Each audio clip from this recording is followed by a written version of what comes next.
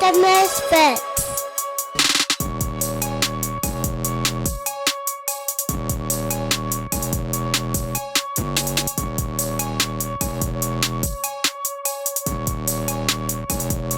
All right, what's up, everybody?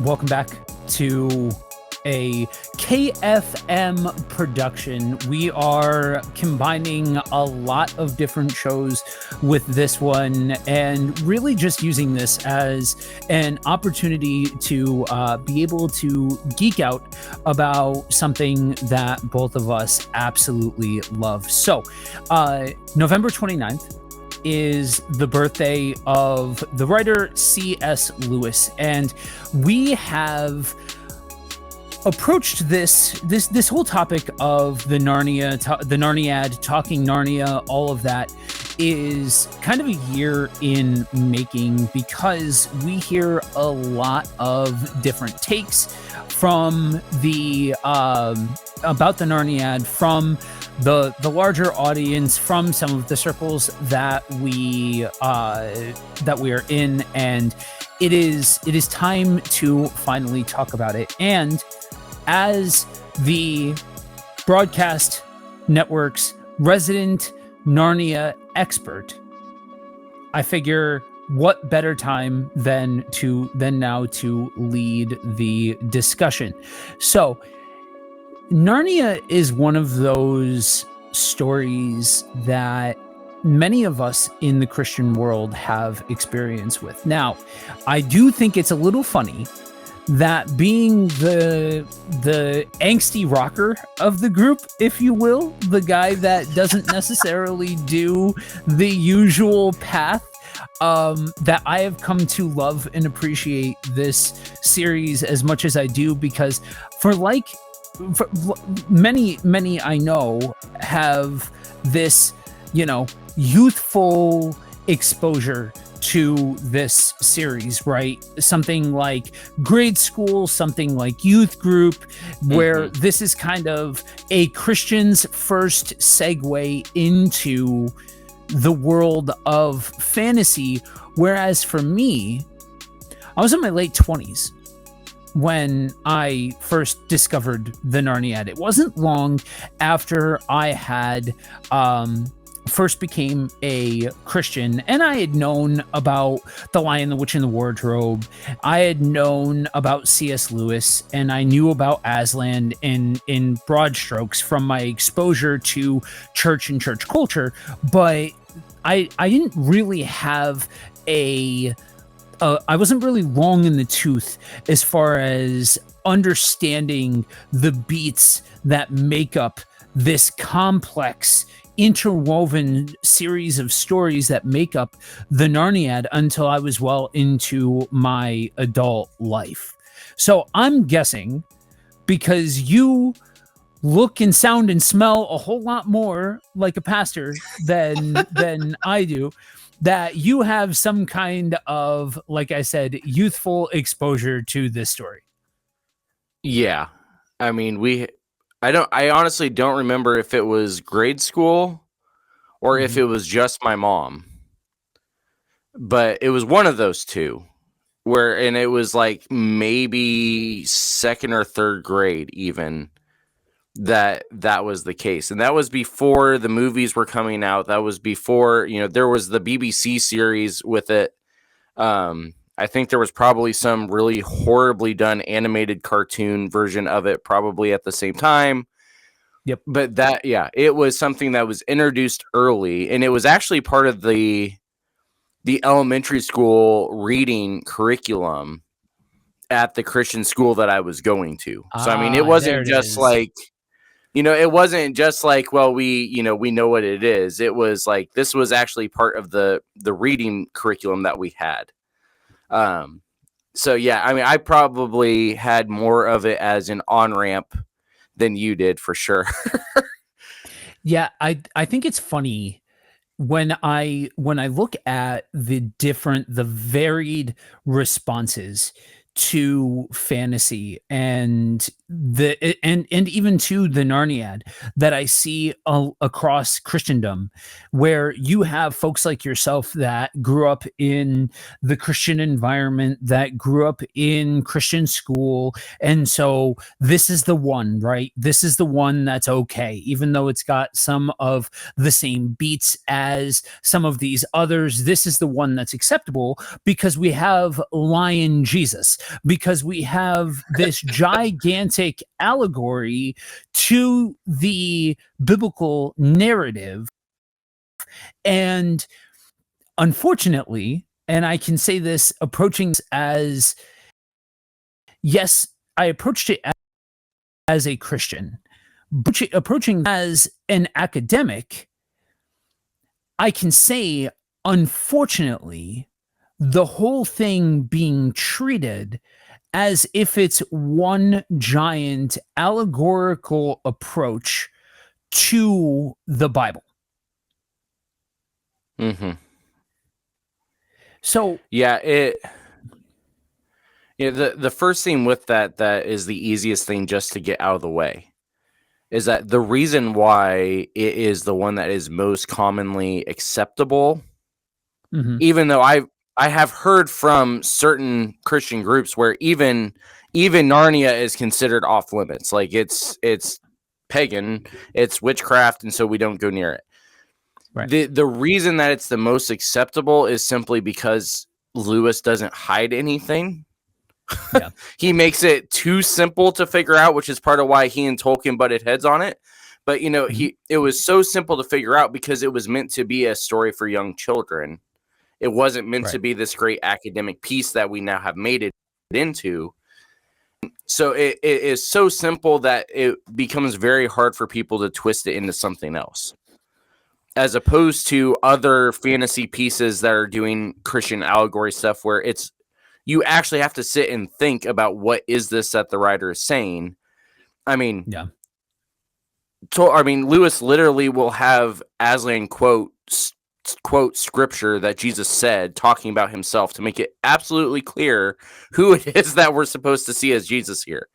I mean, so it's more so because of how simple it's written is why it's accepted, not because of the subject matter necessarily is why it's accepted. Right. Especially because you take a look at the core elements of this story and you find a lot of overlap. Now, high geeks will sit here and say, well, it's a different type of magic. It's a different style of fantasy. It's the whole idea of mythological creatures is presented in a different way, and thus, it's not the same as something like a Harry Potter or something like that. And so, there are some negotiations made there, but I want to absolutely 1000% correct something that you said. Go for it. It's not that it was written to not be interrogated and analyzed and thought deeply about. It's that it was written in a presentation style to be more accessible.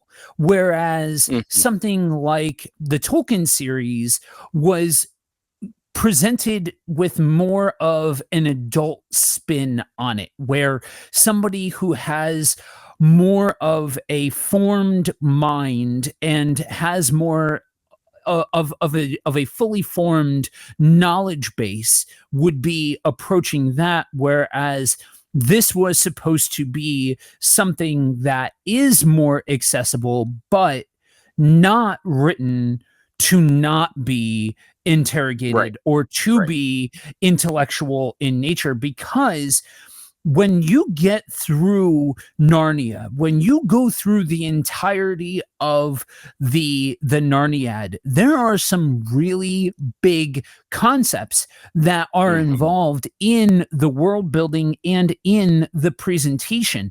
it's written in a way where you are given some of the moving pieces before the beginning of the world is ever established, before you are even given a creation account or being clued into who all of these moving pieces are.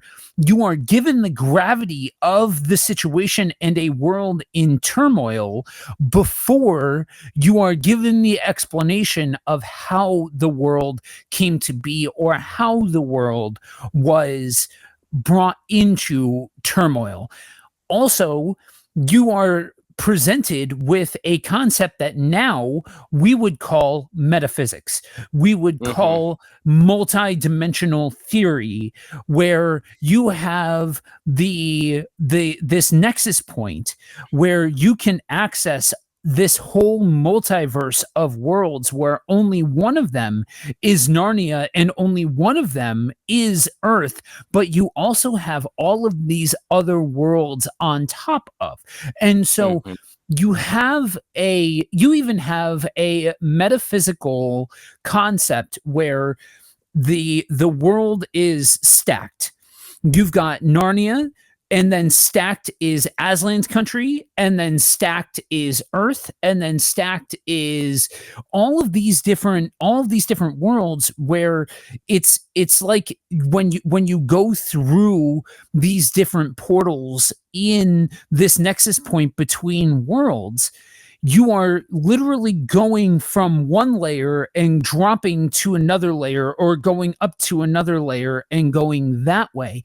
That's basically, in a nutshell, anybody who tries to take a metaphysical approach to trying to say, hey, the world's flat, would take that kind of approach. And so that's a concept that Lewis is pulling in when establishing the breadth of what makes up this multiverse that is contained within the Narniad.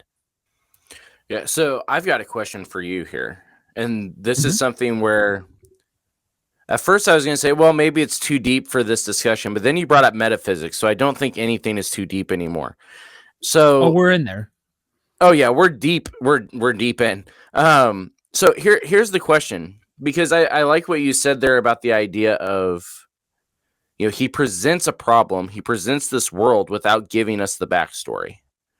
Right. But enough information that we know what's going on, and we see the strife, and we see in the allegorical, the spiritual battle going on, we see all this kind of stuff going on. Do you think that some of it is, again, one of those things where if we actually look at who would have been reading this originally, where this was much more of what a, shortly post World War II audience was dealing with, in terms of, we don't even care about the backstory, we just need to look at the evil that's right here with us right now? Yes. So I think there are many aspects of the Narniad that fall into the category that you just presented. And in the concept that you just presented is a huge reason why Narnia took the shape that it did. Lewis was in a culture where nothing really looked good. There wasn't a lot of brightness to be seen within the world around him. And you're talking about a guy that from his youth was a Christian, and then by every standard and measurement went through hell growing up and walked away from his faith. And it was in his 30s that he reestablished his faith. And so this is a man that saw every side of the coin and was not afraid of saying, hey, look, there's a world around us that's tough, that has struggle, that is deep and complex, but also, if you look hard enough and if you allow yourself to see it, there are aspects that are still beautiful, even in the midst of the chaos and the struggle that are going on, even down to the actual topography of the map of Narnia. It's based strongly off of Ireland and where Mhm. he grew up and what he knew, including these different regions where, if you watch as the story unfolds from a publication order perspective, you see, oh, okay, so we've got this group over here. We've got the Calormans. We've got these different groups that we don't really know a lot about them. They're distant over there. That would make all of the sense in the world to the original readers, because these kids that this is being written for only know chaos around them, just Right. like the adults only know struggle around them for the most part. And so that's the beauty and the power that's drawn out within the Narniad, which actually brings me to the first point that I would like to bring up in all of this, that helps to understand and wrap our mind around how you really come to understand the full complexity of the Narniad. Before I get to that, though, you look like you want to jump in. I just wanted to point out the topography thing because we didn't plan this, but if you look at my head, the topography looks like I apparently have been named king. Just It pointing does, that out there. actually. Yeah. So just a fun thing for those watching. Now, carry on to the actual important point that you're trying to get to. Right, right. So, many people approach the Narniad as if the entire Narniad, now I'm using that language, pay attention to what I'm saying here. The entirety of the Narniad is a giant allegory. Mhm. That is unequivocally a false statement. It is not. Said by Lewis himself. Mhm. And contrary to what popular belief may have you believe, Tolkien didn't say that either. Now, there was tension between the two. Yes, they took different approaches to fantasy writing and all of that. And that part of it is absolutely very well established. But what was also established is that these two men were both a part of a group called the Inklings, that they were very good friends, a part of a group of writers who many of which would go on to be some of the most influential writers known to literature. So you're talking almost like a superhero team of different literary giants within this group. And so there was a deep connection, but there was also conflict. There was also difference of perspective. But Tolkien never said that the entire thing is one giant allegory, nor did Lewis. That Can being we said, the good. I was going to say the one of the easiest ways to point out what he's talking about is just in the order that he wrote these stories. Exactly. You know, he did not write creation first and then salvation and then the rest of the tale. It was the salvation allegory, a bunch of tales, creation, destruction. There's not a way to say that this was meant to be one long big allegory if you actually look at the order that he wrote them. And he makes it, he said, I don't know how many times he had it in written form where he talks about the fact that he does not care which order you read these things in. He just wants Right. you to read them and understand them. He doesn't care when you read them or what order or anything like that. Yeah. So reading order is a conversation that we are going to have, but not quite yet. Yeah. So if it's not an allegory, then what is it? Now, Lewis I believe it was Lewis that coined this phrase, a supposal. I Now, think so. a, Yeah. sup- a supposal is a form of literature that takes something that's cemented in real life and says, what if? What if this? What if that? And the entire basis of how the story is written is a summation of what ifs that can also use different literary styles baked within the supposal. So I say it like that because we cannot get around the idea of the closest aspects of Narnia being an allegory are contained within The Lion, the Witch, and the Wardrobe. And that is most commonly why the entire thing gets labeled Hmm. as a giant Christian allegory. You cannot deny that there are heavy Christian themes. But if you check out groups like Homebrewed Christianity, Tolkien Heads, these different groups that really investigate heavily Tolkien's works as well, Tolkien's works are also very heavily influenced by Hmm. Christian themes.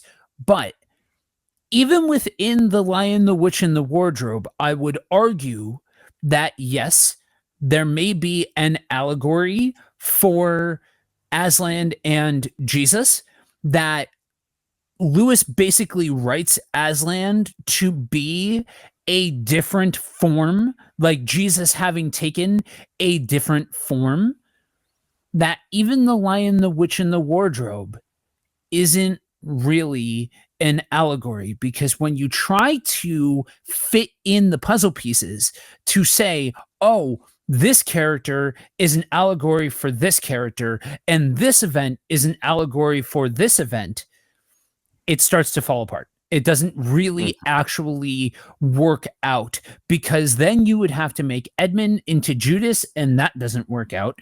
You would have to make the stone table into the cross, and that doesn't really work out.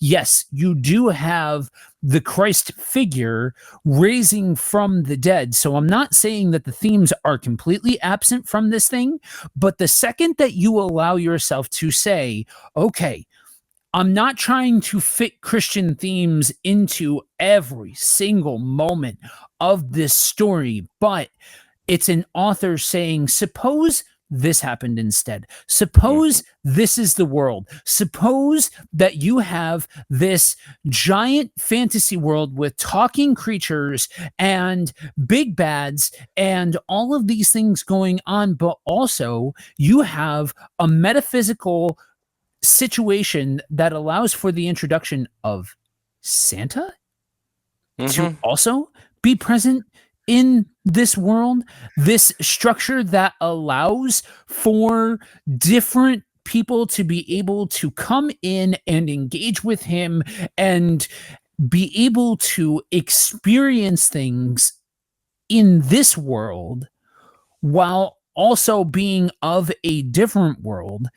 Then Hmm. the doors are blown wide open for this to become one of the most intricate and complex fantasy worlds to ever be created.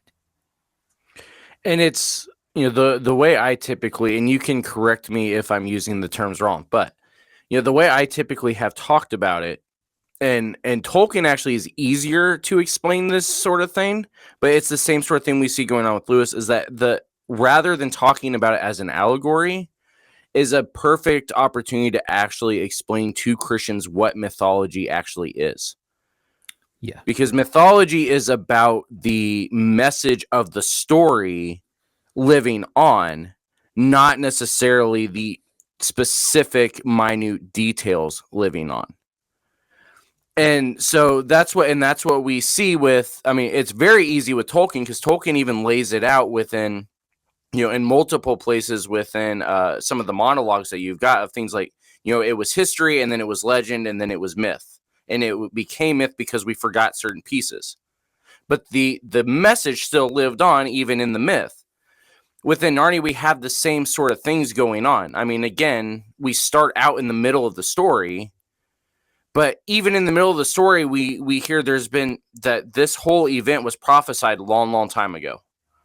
Yeah. Like, this was all planned out long, long time ago. It was all prophesied long, long time ago. And so the message is so it is very much a fiction writing, but is a fiction writing that is a Christocentric mythology. The message of Christ and what Christ does, you can't deny is in the story. But it's not going to give you details of the story and be like, well, this is Judas, this is a cross, this. No, this is the message of who God is and what God does, is that he will sacrifice himself for creation to set things right. That's the message. That's the allegory. We don't need to try to make all these other pieces fit. I mean, we say it all the time, but this is literally the place where we say this is where to rest in the story. Enjoy the story. Hear the message, enjoy the message. We don't have to work extra hard to make it into something that it's not. Yeah. So a couple of things about what you said. I would largely agree with what you said. The biggest difference between Tolkien and Lewis is that Lewis had no problem showing and not telling. Yeah. He had no problem incorporating something into a story without going into hyper realized detail. Whereas Tolkien, he had a singular work that he poured all of himself into, that is the set of stories that make up the exactly. And so for those of you that are listening, Andrew just held up the Silmarillion, right? Did I say that correctly? I think I said that. I have no idea how you say it. It's the one that everybody wants to read and then starts doing and is like, wow, this is way too complicated for me to get through. Yeah, exactly. So he had this one giant singular vision that he goes into great detail to flush out, to establish, to add to really bring to life. And I give a lot of credit. A lot of my orientation you are going to hear is towards Lewis's style of writing versus Tolkien's style of writing, but that is not to take anything away from what that whole Middle Earth world is. But Tolkien wants to tell you every single solitary bit of what is going on. Literally down to what they ate for breakfast. Like literally he's going down to the breakfast menu. Yeah. Right. And so Lewis understands that his target is not the person who wants to sit there and read every hyper realized detail, but what he is doing is taking those very same concepts and employing them so that way you can still see them lived out rather than actually explained beat for beat. Yeah. I'm hesitant to use some of the direct language that you used from a religious sense because there are themes, but even down to the themes, I think they still need to stay themes, even rather than saying this is an allegory for X, Y, or Z. Even to the way that he writes Aslan, he's taking a more mystics approach to expressing the idea of Jesus and the Holy Spirit and God and all of those kinds of things in the Trinity, and saying, what if Jesus took a different form and went into this other world and also did what he did in this other world, in this other form? And so that's where you kind of have to tread the line between what kind of terminology you use, because in order to preserve the accuracy of it. Right. So in establishing the story of Narnia, there are a couple of different paths that you can take. And this is where it kind of goes into, and for those that that are finding this because of Thoughts from a Bearded Geek, or finding this because of one of the other on ramps that we have that you're not used to what Andrew and I do, we started off this show called Is It Pagan as kind of a joke, as kind of a rib about the whole Halloween thing. But then we started realizing it was fully a joke, and then we just kept it going. Yeah, because we kept finding things that we needed to address that people were calling pagan. And so that's why up in the upper right is our logo for Is It Pagan. And so hitting it from this angle, now's the point where, even though this doesn't look like a hyper realized version of Is It Pagan, like a standard episode of this sort of thing, this is where if you are hitting this and saying, okay, is it okay for my kid to be reading about mythological creatures or fantasy worlds or magic or different things like that? We're going to hit some of those themes here. So the story of Narnia is one that is told out of order in publication history. If you read it in publication order, you go through the establishment of the world, this idea of the kings and queens of Narnia, the kings and queens of Narnia being pulled back away from Narnia, back into the real world, where you are, where it is established that time works differently in the two worlds.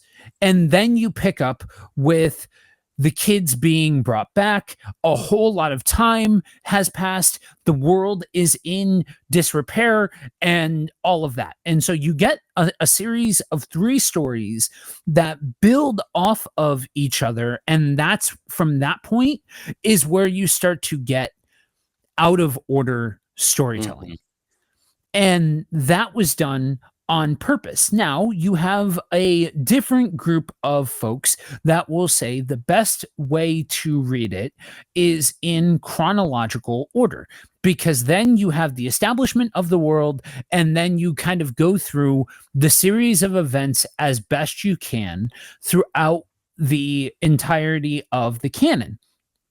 I think there's room in the conversation for both. I think that this is a yes and sort of dynamic to be had here, because it's both the same of them argument. shine.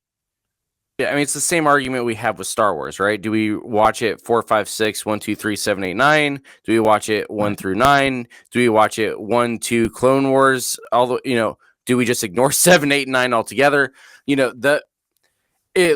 comes down to preference, is really what it comes down to. Kind of, yes, that's an aspect of it, but it also depends. It depends on what you're trying to get out of the storytelling, and there are specifics that you can get out of both ways of doing it.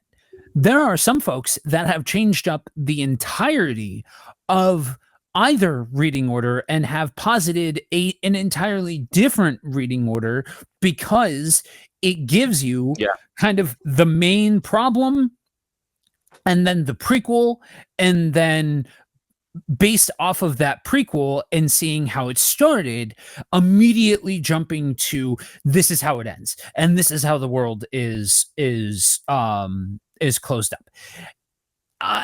Whatever, enjoy it. Like whatever it is that you want to, however it is you want to do it, awesome. If you gain value out of reading it, that's fine. But in an effort to best explain the world building that Lewis does, we are going to jump forward to the creation account that is in the fifth book. Yeah. So I think I'm getting fact checked. Yep. Immediately getting fact checked on this one. So go ahead and let me know when you have it. Yeah. So we have these kids that are brought into this fantasy world, but we don't immediately have this whole picture of kids are transported into this fantasy world that they get to see come to life. No, Lewis is taking the time to establish the counter argument to the good first in them going to Charn and being confronted by the White Witch, also known as Jadis. And go ahead. It's number 6. Oh, it is number 6. Okay. So yeah. I've read these books in a couple of different orders, so it's hard to keep it straight as far as publication order, but we press forward. So yeah, we move on. Yeah. So this is he is brought to this world first and then is transported after having made the mistake of waking Jadis up into this seemingly dark void where it is inky black, and then the song begins.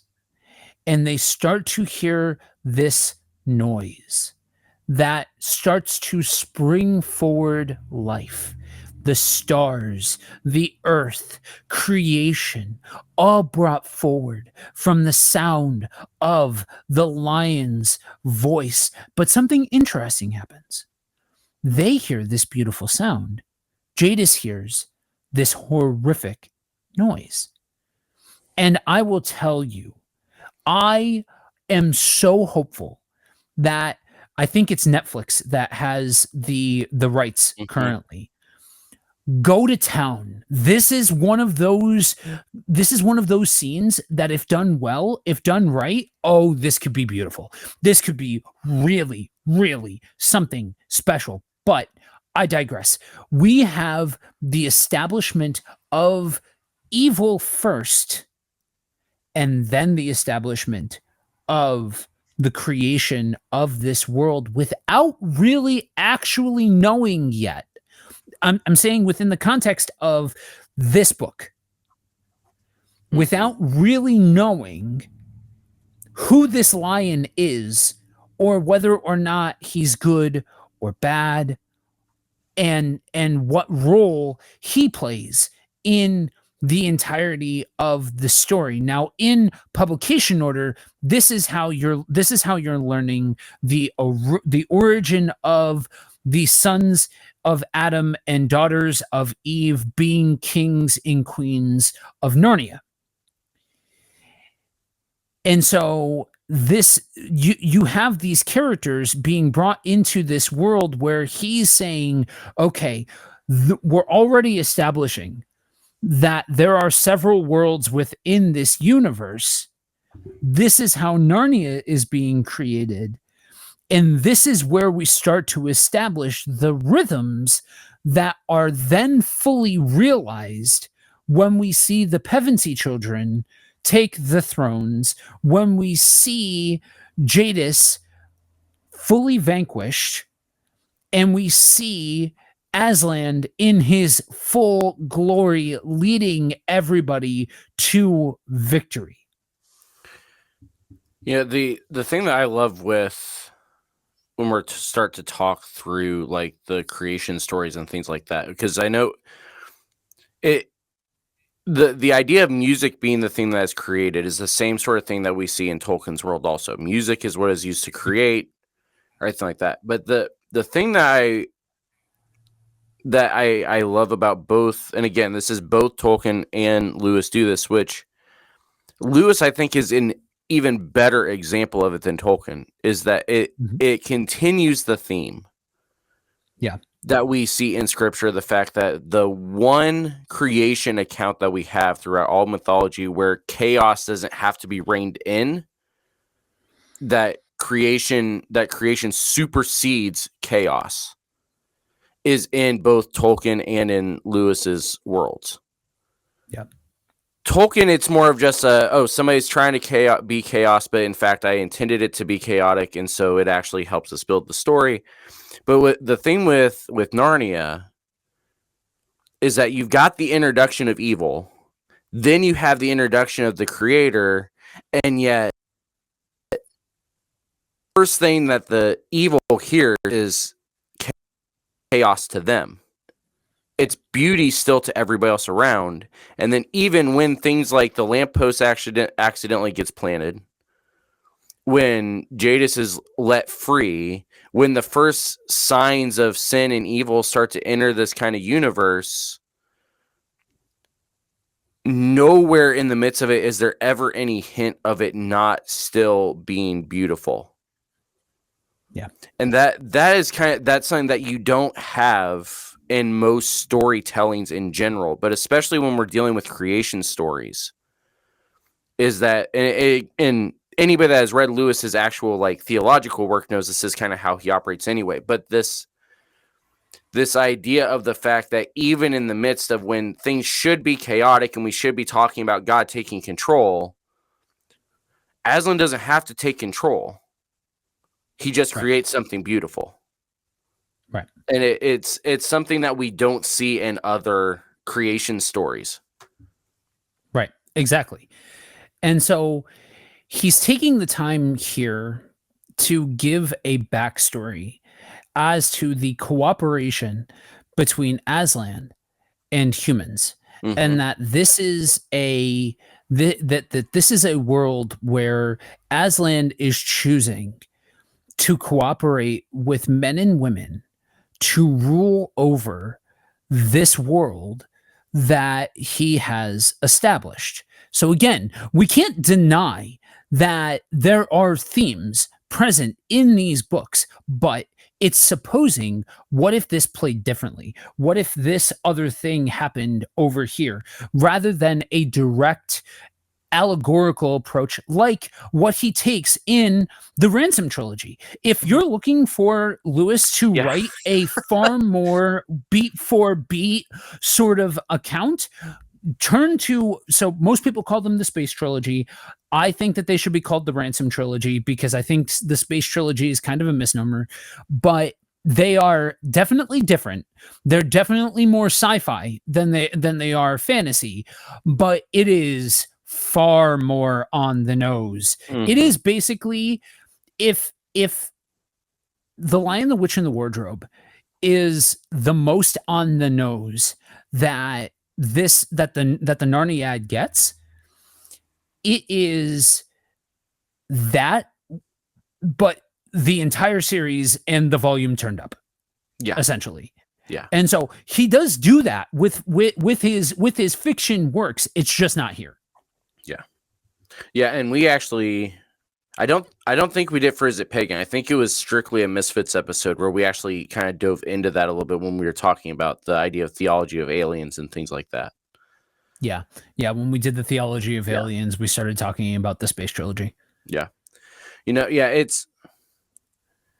is both the, I guess, irony and the beauty of the fact that we get to do this from the Is It Pagan kind of setting, is that the things that people actually want to dismiss it as being pagan is part of what actually gives us the best story of who God actually is in the midst of all of it.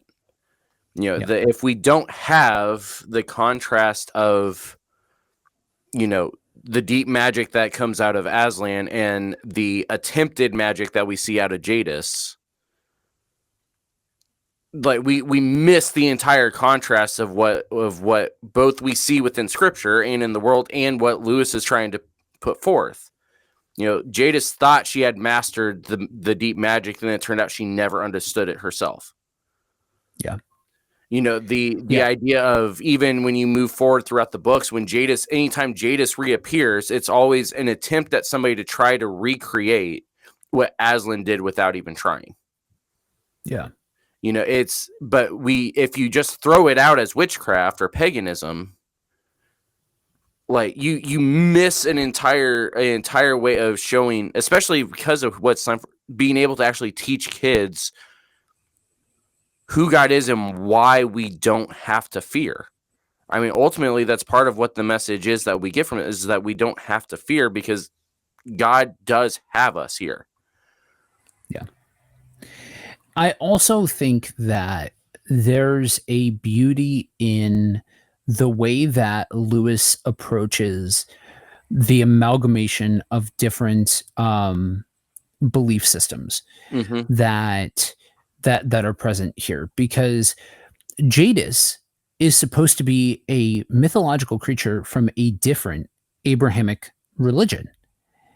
And so you have this world that says, suppose that this stuff is real. Suppose that there is a version of magic.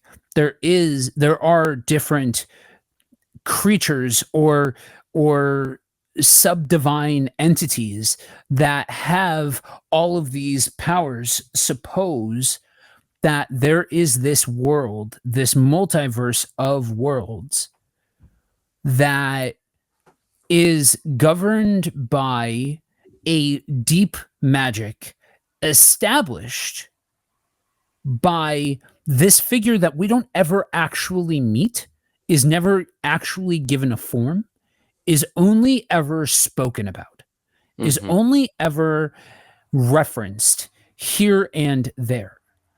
And then that whole power structure brought forward in this larger than life creature named Aslan. And that we see a world, that we are introduced to a world that has been in conflict with a particular force of evil. And we see what happens as that evil is vanquished, but then a power vacuum is created. Because again, the first 3 books are all set one after another after another. And it's only really in the first one. Now there are fantasy elements obviously in all of them, but it's really the first one that really heavily emphasizes on an antagonistic force. Beyond that point, you have a power struggle between different humans within Narnia. So as you go through Prince Caspian, now we're switching gears to something that looks more 1-for-1 medieval. Now they're all medieval in context, in literature style.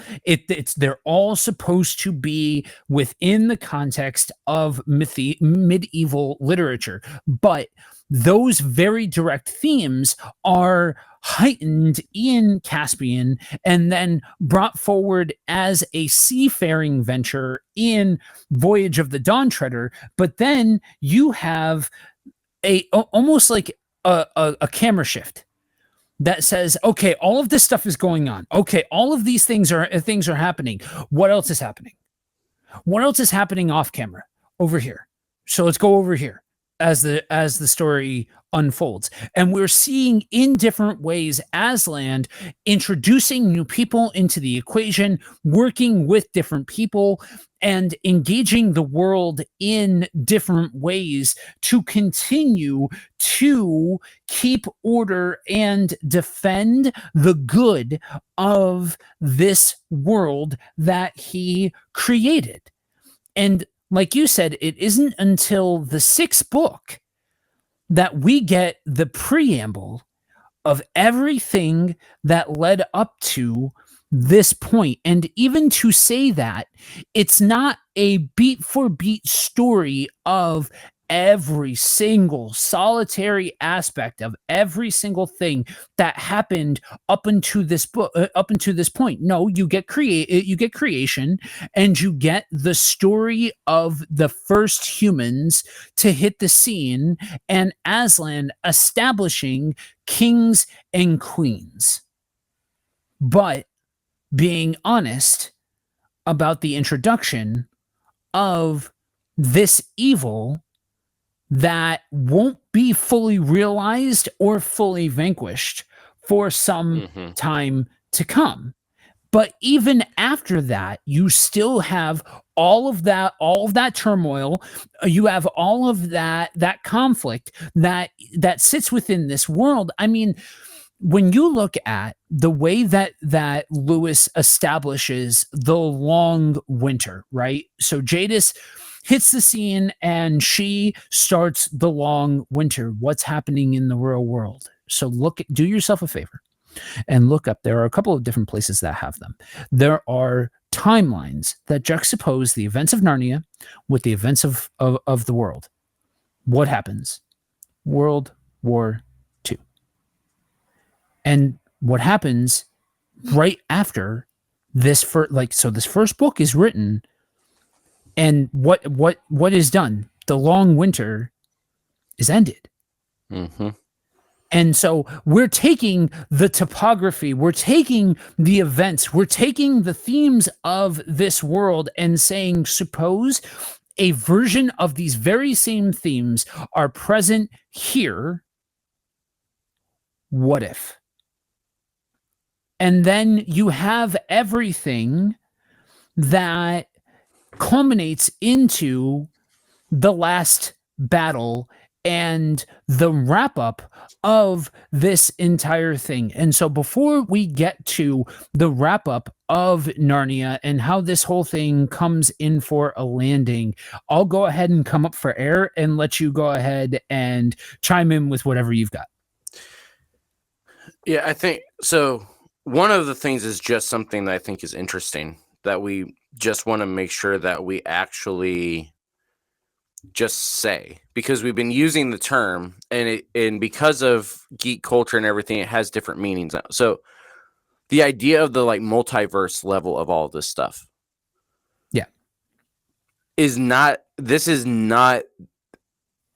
Lewis really is the only one that has ever done what we're talking about here when we talk about multiverse, because Lewis is dealing with multiple worlds, not copies of copies of copies of copies of copies. Yeah. You know, and when you talk about the multiverse theory, like with Spider-Man, you've got just copies of copies of copies of copies, all doing slightly different things, but they're all basically just carbon copies of the same thing in a different style. When you talk about things like the extended universe of things like Marvel, you have different worlds, but they're all within the same universe, all dealing with the same problems. Yeah. When Tolkien just created a universe and just left it. He didn't expand it out beyond, what they had for breakfast type of thing. But when you get to Lewis, you've got worlds, universes, all of them dealing with different problems, all of them having their own set of characters, all of them with their own backstories, and the only thing that connects all of them is Aslan in some form. And this is and the reason we can say this, because Aslan tells us in one of the books of the idea of, I go by many different names. You need to figure out who I am in your world. So there's two different times, and I'm gonna get to one of them once we get to the last chapter. Right. But he says that at the point of the within the original trilogy, and then actually goes as far as to physically establish that in the last book. Right. And so because of that, that's how we know that's the only thing that connects these worlds together. And so it's from an artistic standpoint, I mean, you cannot look at what Lewis has done with the Narnia and say that this is just some kid's story. Like, this is one of the most complex creative literature pieces that you are going to be able to find. The second part of that is, and I think this is where we're going to end up anyway, but I'm going to say it now because I'm going to forget, just like I did when we were doing Misfits last week. The other thing that is interesting about, and that in some ways, in reality, it should actually be more of a direct allegory to what we see in Scripture, even though nobody is going to recognize it in this way. Mm-hmm. Jadis, in reality, when you read Just the Lion, the Witch, and the Wardrobe, and even some of Prince Caspian, you assume Jadis is the devil, and so that means that she is the direct enemy of Aslan throughout this whole thing. Yeah. But when you actually read the series, Jadis is not actually just the antagonist of Aslan. She is just one form of what Aslan is actually fighting against. Because you've got her directly in Lion, the Witch, and the Wardrobe, but then when you get to Prince Caspian, you've got this whole new, like you're talking about the power vacuum, you've got this whole new enemy that is attacking the Narnian people. But even within the Narnian, the only time she comes back up here is because there are still people within the Narnian camps that want her back. Yeah, not because she's... They believe that she is the only one that can liberate them from the rule of the Calormans. And it's not because she's the devil. It's because she represents a power that wants to devour. Which is why she was the enemy in Lion, Witch, and the Wardrobe that had the most direct, like you were talking about, the most direct timeline reflection of World War II is what we see there in Lion, Witch, and the Wardrobe. And so that's what we have as the enemy. But then as we go through, the enemy keeps on changing. Yeah. But the enemy is still the same enemy that we had from the beginning, which is just a natural desire to go against what the Creator had intended for us, is all it simply is. It's not something where it is, a direct person is the devil. Right. It is, we see things like greed. We see things like, actual like imperial style power. We see things just of ignorance. We see things of pride. Like, these are what we see throughout all of it, that in reality are what the enemy actually is. And we see it both in a foreign army, or we see it in just the internal battles between the characters that we've got going on in general. Right. So this is where you get back to the conversation of the reading orders and the value of the different reading orders, and the fact that there is not one size fits all when it comes to this. Because on one hand, in order to get the gravity of the whole Polly and Diggory situation and the rings and him going to Charn and all of that sort of jazz, in order to get what the gravity of the people that are involved, well, there's an argument to be made for then going back to understanding, this is what happens as a result of everything that's happening here, and thus it lends weight to what is happening here, because you understand that Jadis is going to go forward as a menace to Narnia and to the Narnian people and all of that sort of jazz. But here's the reality. If Polly and Diggory never go to Charn, there's nothing that says Jadis and Aslan ever meet. There's nothing that says that they are ever enemies of one another, and we ever get the events of The Lion, the Witch, and the Wardrobe. And so that's where it becomes painfully and woefully obvious that and you approaching The Lion, the Witch, and the Wardrobe, you likewise to what I said just a couple of minutes ago, you don't get the very clear indication that you are not supposed to read Jadis as the stand-in for sin or evil unless you realize where she came from, Right. and you have the origin of her introduction into the story and realize she was brought over from a different world that sits within the multiversal dynamic of Narnia. Mm-hmm. I want to touch on on the comparison that you made between Marvel and Narnia. So, the most, to my knowledge, now hardcore nerds may be able to give me a better suited example, and absolutely please do. But from my experience, the closest, it's definitely not a carbon copy, but the closest comparison that we have to the style of multiverse that Lewis presents here is DC. That there are a series of different worlds that are different dimensions, but don't necessarily have exactly the same things going on. We see some that are vastly and wildly different, but the idea is, and this is where the Flash comes in, that he can vibrate his molecules at different frequencies and thus be able to travel from one dimension to another dimension to another dimension. And so it's this idea that they're almost layered on top of each other in the same way that Lewis takes the approach of saying, this is one world, this is another world, this is another world, and thus the wood between the worlds is a necessity, but a danger, that you shouldn't be staying in the wood for too long because you can have permanent amnesia, you can lose yourself, all of this kind of stuff.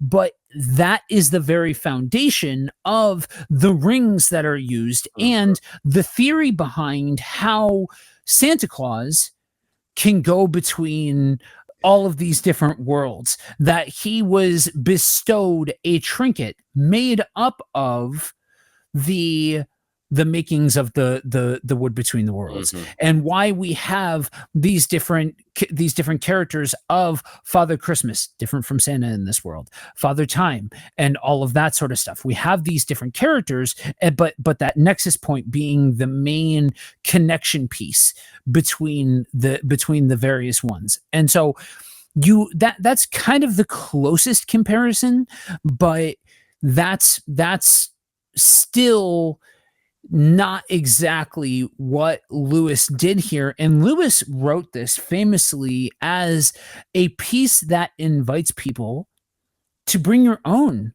what ifs to it, to suppose its own different theories and different aspects, even to the point where I have my own theory here. I believe that the world of the Ransom trilogy also exists in the same universe as Narnia. I'll take it a step further. I believe that Middle Earth also exists in the same universe as Narnia. And I think Lewis created the world in such a way that says, what if all of this is all connected? And what if here we know this all-powerful entity as the emperor over the sea? But in Middle Earth, they know him as, I think the correlation point is Tom Bombadil. I just probably pissed off a whole bunch of geeks if I got that one wrong. Tom Bombadil is just it would be Eru would be the one that would be. Okay, my bad. I think it's Eru. Now I'm questioning myself. Well, I'm glad that I'm not the only one that may have pissed off some Tolkien fans. Yeah, definitely not Tom Bombadil, but yeah. Anyway, okay. So anyway, but that's so that's kind of the layout of the universe. And so we wrap this thing up with the last battle. And this is where a lot of the controversy tends to sit. Because, spoilers ahead, if you have not read the Narniad, then but this whole thing kind of ends in, some say, a really big climactic moment, depending on which part of the story you're looking at, and some say kind of a whimper if you're looking at a different part of the story. And so we have this world where the Pevensey children are no longer in Narnia. They've been told they can't come back for now, that they're not old enough, all of this. And we kind of see almost like a degradation of the world, and things seem to not really be going well. And you have this talking ape that convinces this donkey to dress up like Aslan and to pretend to be Aslan and to lead the people, and because they know what's best. They can lead the people well. And so all the while, if there is a stand-in for an adversary to Aslan that fits more but still isn't, it's Tash. Mm-hmm. It's this other deity that is worshipped by others and is described almost like this serpent bird-like creature that devours men and is this horrific entity. And you have folks coming into a private location to come see Aslan. Well, it turns out that's Tash. And so you have this almost darkest hour sort of setting happening in Narnia, juxtaposed with a train ride. Turns out that all of the quote unquote friends of Narnia are all on this train with a shared idea. They're going to go back. The rings that were established previously. Now, again, they were just established in the book prior. If you're reading in publication order, they're established to have connective powers. So if one person's wearing one and is held on to all of these other people, well, all of the people will be transported. So the idea is that they can use the magic to take them back to Narnia. Well, it's kind of left ambiguous at first when they're all on the train, but they all end up back in Narnia. And they all end up in the final throes of this world. And they enter into this same spot where these other people entered into, but their perspective is different. They're seeing the beauty. They see Aslan. They're willing to see what is in front of them where others don't see Aslan. They cannot see the beauty that is in front of them because they have elected not to. Mm-hmm. Again, themes, not allegory, but themes. Turns out there's a big train wreck, like literally in the real world. All of the friends of Narnia killed. Now, the only one that's left alive is the only one that is no longer a friend of Narnia, and that is Susan. Now, that gets to where such an important aspect of Narnian storytelling comes into play. It's the morality of it all. It's the open world of it all. It's the non-final approach that Lewis takes with the world that he's built. But you have this moment where Aslan hits the scene and invites them into Aslan's country. We keep hearing about Aslan's country, a world realer than anything else, even to the point where you see England not destroyed by the bombs, not devastated by the war, that the castle is all beautiful and pristine and you see this mark of this is where the real story begins, and we see that Aslan calls back the stars, and we see the decreation event, and the chapter of this version of Narnia, the fake version of Narnia, being laid to rest. That there would no longer be these different portals bringing people into this temporary existence, that you wouldn't have temporary, because it's always set up that there are temporary entry points into Narnia, but you can never use the same portal twice. Mm-hmm. Even down to the wardrobe, you don't get the value of the wardrobe until you get and the backstory of the wardrobe until you find out about the tree that the wardrobe was built from, and why this wardrobe is a portal into Narnia, but it's only a portal once into Narnia. And so you get now the real thing. And that's where I had mentioned before, when you had said about you'll know me by a different name, you have to get to know me there. That's where Lewis very plainly states who, without using the words, but in every other approach, very clearly posits, this is who we've been following the entire time. Mm-hmm. This is this person who has been sitting on the fringes of staying myth.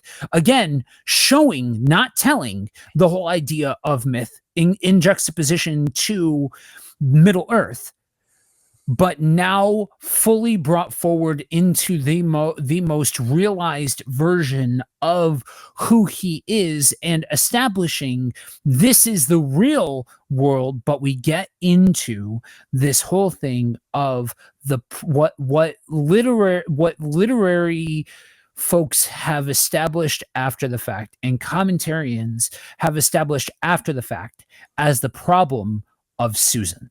Mm-hmm. Yeah, that's Do you want to jump in before I get there? Yeah, it's been a long time since I actually read Last Battle, and so I can't even remember if this is the scene I'm thinking of is in there, or if it's one of the others. One of the things that I, even when I was younger, like high school age, probably younger, noticed is there's a very distinct contrast between Peter and Susan throughout the entirety of the Narnia, but especially here towards the end. Because we have this picture of Susan who just like, it was fun, it was a dream, it was whatever, forget about it.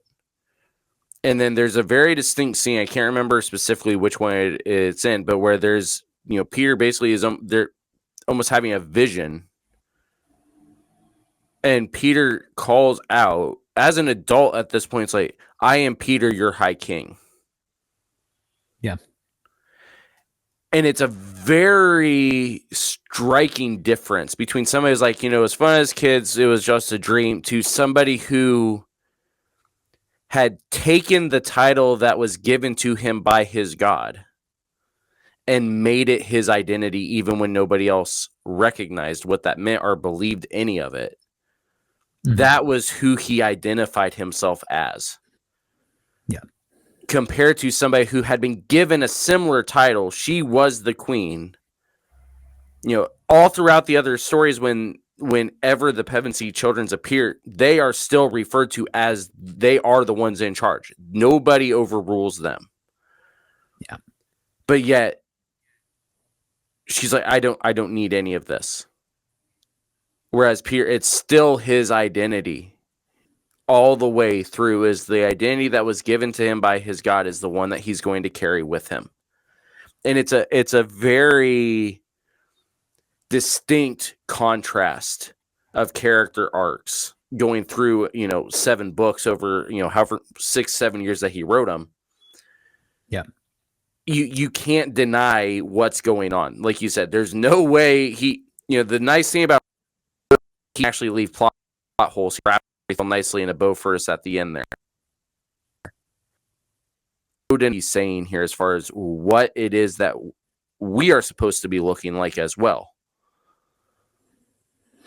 And meanwhile, though, he is speaking to aspects of reality in a very human way. Again, he had walked away from his faith as a child, and then in his 30s came back to faith.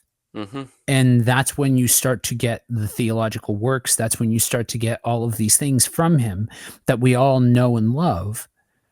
But he had to go through all of this stuff first. And so it makes all of the sense in the world that he would write a figure in. But the thing to remember is after the fact, he would receive letters from kids. He would receive things that saying, okay, what about an eighth book? Will you write an eighth book that follows up with Susan? And he famously told a child, write it yourself. Go ahead and write and say, because this world is open. He left the world open. He's not giving you every single minute detail. That's the entirety of the world building. He's giving you tentpole events throughout the series to continue on the story, to talk about different aspects of this world, to flesh out different components of this world, different entities within this world, different areas within this world, not to give you the full and exhaustive history of the world of Narnia. What they had for likewise, exactly. Likewise, he opens the door to say, Susan can become a friend of Narnia. Mm-hmm. That it's not a matter of, oh, he killed his entire family, or he killed her entire family just so that way they could come back. That's speaking into the story. Likewise, the whole idea of the problem of Susan is that it posits that C.S. Lewis was a chauvinist, essentially, that he was anti-womanhood, that he spoke against her being a woman or being into womanly things, and thus she is held back from Narnia. Likewise, positing that Aslan killed her entire family so that way they could come back to Narnia, and thus leaving Susan by herself. All of these things are read-ins. All of these things are extra from the text.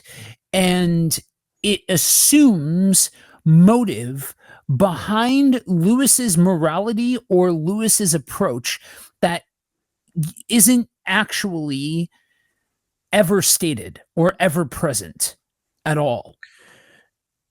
And now I'll get to be the one that was like, wow, he's mean for once. And honestly, it is fed by the same desire to make the entire Narniad a allegory to the entirety of Scripture. Yeah. Because it's the same arguments and attitudes that we see from people that want to make God out to be a chauvinist and, I mean, a masochist in a lot of ways. You know, the idea that he just kills people for his pleasure, that he makes people suffer, that if the woman isn't woman enough, then it's not good enough for God. Like those are things that people have been reading into Scripture for a long time. Yeah. And then they get to something like this and they want to go ahead and read it into this as well because they think that's supposed to be an allegory of Scripture, so we're going to make it that. Yeah. And it again is something where in doing so, you again miss, one, the beauty of what Lewis is actually saying here from a soteriological perspective. And two, you again you're making a God in your own image, which is in a lot of ways what every single one of these books is dealing with, is how to prevent yourself from getting to that point. I mean, that was the whole issue in Prince Caspian, is that Peter's trying too hard to be king again. He wants to fix everything himself. You know, Jadis wanted to rule because that was she wanted it for herself. Edmund wants everything for himself, gets turned into a dragon. Right? I mean, the whole thing with Shift and Puzzle is, again, Shift wants everything for himself. It is very much we're going to create gods in our own image because then it suits us. And in doing so, we miss the story as a whole, and then we also miss what God is able to tell us through stories like this. Yeah. I will voice the comment section right now, so that way if you all are watching, and I will go ahead and correct him for you before you guys go ahead and type. It's Eustace that's turned into a dragon. Yeah, sorry, whatever. That's turned into a dragon. Ease. They're all in the way. They're all in the way. Anyway, so that it's important to understand that Lewis has created a world here that's open to addition, that's open to supposing, that's open to asking what if and giving theories. It's not hardline stances on morality or genderhood or any of those things. And so I just would strongly suggest that as you approach the Narniad, try to see the big picture. Try to see the entirety of what's happening, because that friends, that's part of why I love this, because you can get into the individual dynamics of each one of the characters, that you can get into the dynamics of Lucy and her ability to see Aslan when others couldn't, and the choices that are made by the kids. Is this moral? Is this not moral? What does this say about humanity? What does this say about when you're trying to follow orders? You can get into that layer of it. Likewise, you can look at the grand scheme and say, oh, this is a world where a little bit of this is possible and a little bit of that is possible. So if all of these things are possible, and if we have not closed the wood between the worlds, and we know that one of the places accessible in the wood is Aslan's country, then what's to say that Susan cannot ultimately become a friend of Narnia? Again, not writing a closed canon. This is very, very open. And so I'd like to make a couple of recommendations for you all. Spotify has an audiobook series of Narnia that is aces. It is prime, including The Last Battle, read by Patrick Stewart. You have not experienced that book until you have heard Patrick Stewart doing all of the voices, doing the entire thing, and just chewing this scenery the entire time.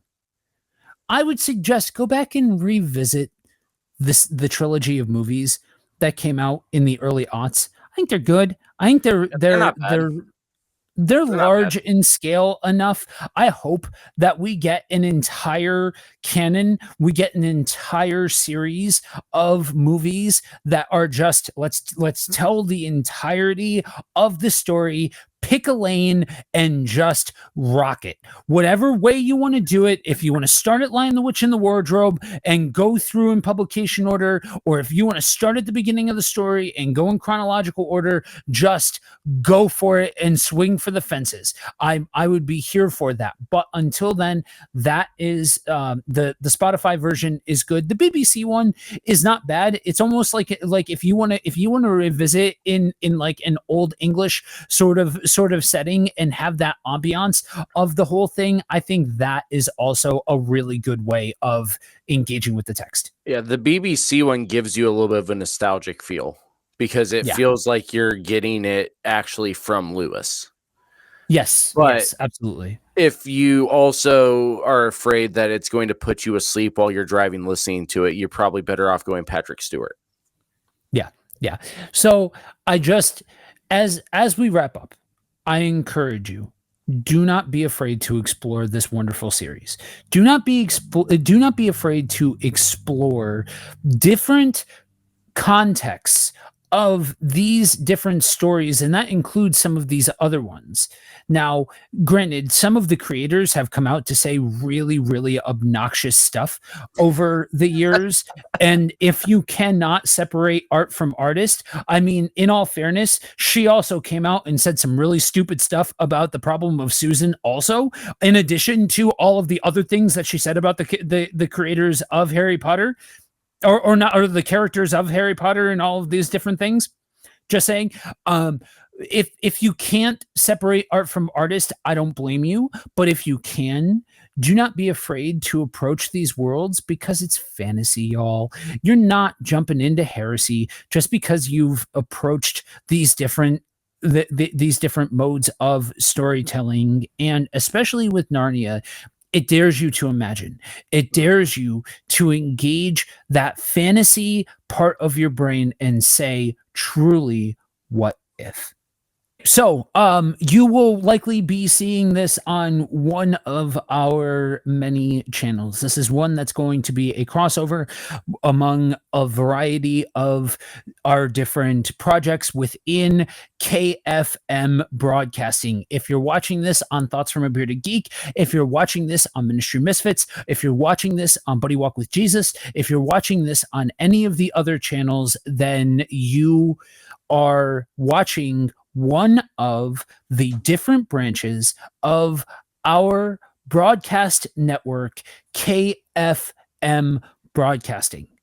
Now, we have a big announcement that we have launched. I believe it's live now. By the time that you all are going to be watching this or listening to this, there is a store. So if you want to support our network of creators, if you want some awesome swag designed by our own resident design artist, Andrew here. The colorblind one. The colorblind one is the guy that we hired to do the whole thing. So, which is why we went black and white for our logo. Exactly. Then the link to be able to find all of that stuff is you will find in the description of wherever it is that you are finding this. And then in addition to that, you also can find links for the social media channels that we have up at the moment. For all of the KFM broadcasting stuff, we're slowly getting onto most of the major ones. It's just taking a little bit of time because there's a lot of them. And so you'll be able to find that, and then you'll be able to stay up to date on all of that. And then we're hoping to be able to finally get the website up and launched by the beginning of 2025. So. All right, so that's it. That's all. That's a wrap. Thank you all for joining us, and until next time, peace. The Ministry Misfits podcast is a production of Ministry Misfit Media in association with Overwhelming Victory. Dr. Greg Linville and Andrew Fouts are our executive producers, and Brandon Simmons is associate producer. The Ministry Misfits theme song is written and produced by J.D. Laird and Laird Creative Agency. If you would like to get in touch with us, you can email us at ministrymisfitmedia@gmail.com or by following @ministrymisfit on Facebook, Twitter, Instagram, and TikTok. You can also visit our website at www.ministrymisfits.com or through bio.link/ministrymisfits. If you would like to support Ministry Misfits, you can become a patron by going to patreon.com/ministrymisfits.